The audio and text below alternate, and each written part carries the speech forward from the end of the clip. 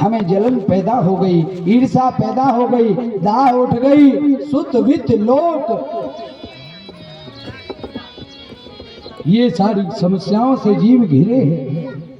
इसलिए भैया ये सबकी मति बुद्धि खराब करने में समर्थ हैं। आपसे बारंबार निवेदन है कि इसको छोड़कर भगवान राम पुरुषोत्तम मर्यादा की लीला का अनुसरण करें और श्री कृष्ण के कहे हुए वाक्यों को, गीता के कहे हुए वाक्यों को, कर्मण्येवाभिपामापद्येमा फलेषु कदाचन, भगवान श्री कृष्ण गीता में अर्जुन को संबोधन कहते हैं कि हे अर्जुन, अगर आपने अपना कर्म सही बना लिया तो तुम्हें जीवन में सुख, समृद्धि, यश, वैभव पाने से कोई नहीं रोक सकता है।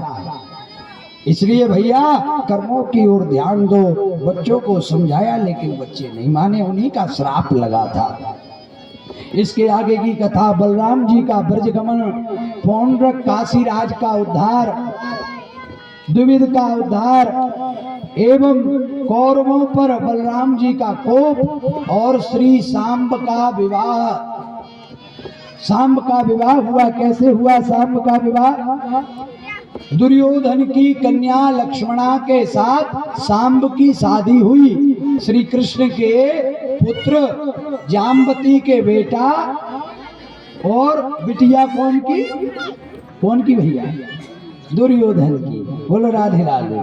ये में होगा विवाद ऐसा होगा कि दुर्योधन थोड़ा शादी कर रहा हो तो कि बताओ कृष्ण से हम शादी करें, ओके मोड़ा से हम शादी, जहाँ हमारी शादी हो रही थी होते जो पहुंच जात तो सो हमारी सुनना शादी बिगाड़े आउट। तो अब जैसे तैसे ब्याह होगा तो हमारे मोड़ी मोड़ों के संगे व्यवस्था करने लगो।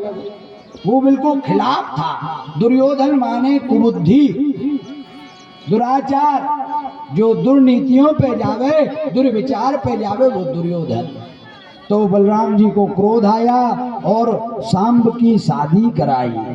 देवर्षि नारद जी और भगवान की गृह चर्चा, श्री कृष्ण की नित्य चर्चा, और कुछ दूतों ने आके भगवान को बताया जरासंध के विषय में। तो फिर भगवान ने वहां जरासंध का उद्धार कराया। भगवान इंद्रप्रस्थ आए और अर्जुन और भीम को लेकर के जरासंध के नगर में जाके जरासंध का युद्ध करा के भीम और जरासंध को लड़ाया और जरासंध का उद्धार कराया।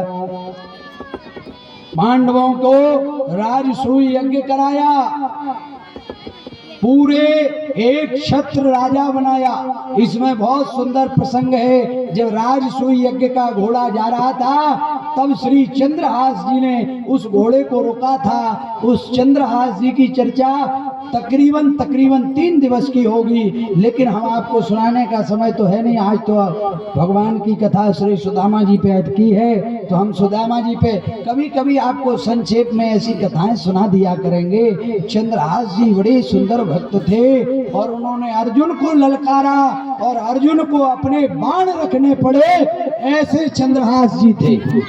अर्जुन को अपने